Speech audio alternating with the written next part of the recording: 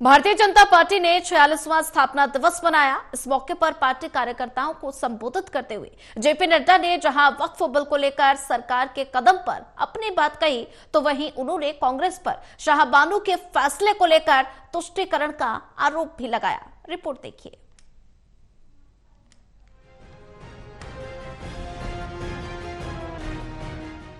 6 अप्रैल 1980 को भारतीय जनता पार्टी के रूप में अस्तित्व में आई भारतीय जनता पार्टी का स्थापना दिवस मनाया गया।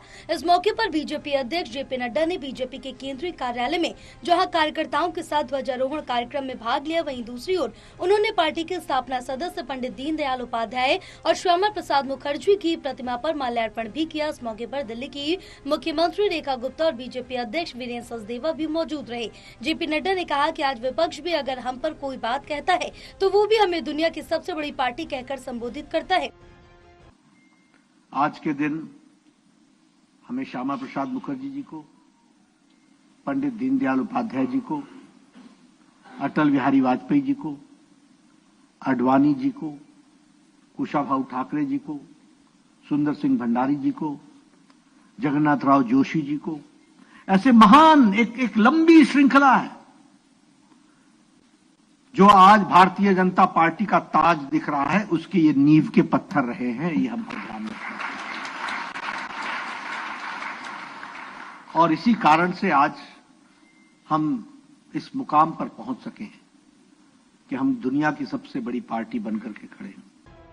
बीजेपी अध्यक्ष जेपी नड्डा ने कार्यकर्ताओं को संबोधित करते हुए कहा, बीजेपी अकेली ऐसी पार्टी है जिसने कभी अपनी विचारधारा से समझौता नहीं किया। उन्होंने कहा कि कार्ल मार्क्स की विचारधारा हमसे कभी पूछा करते थे कि क्या आपकी आखिरी आर्थिक योजना क्या है। उन्होंने कांग्रेस पर निशाना साधते हुए कहा, ये वो पार्टी है जिसने सुप्रीम कोर्ट के फैसले के बावजूद शाहबानो मामले में केस पलट दिया। उन्होंने वक्फ बिल पर सरकार का समर्थन करते हुए कहा कि ऐसा बिल न तो अफगानिस्तान में है, न पाकिस्तान में और न ही टर्की में है। और देखिए, मनमोहन सिंह ने पार्लियामेंट में कहा कि इनकी चिंता करो। कांग्रेस के लोगों ने भाषण दिया पर 10 साल सरकार में रहे, कुछ नहीं कर सके।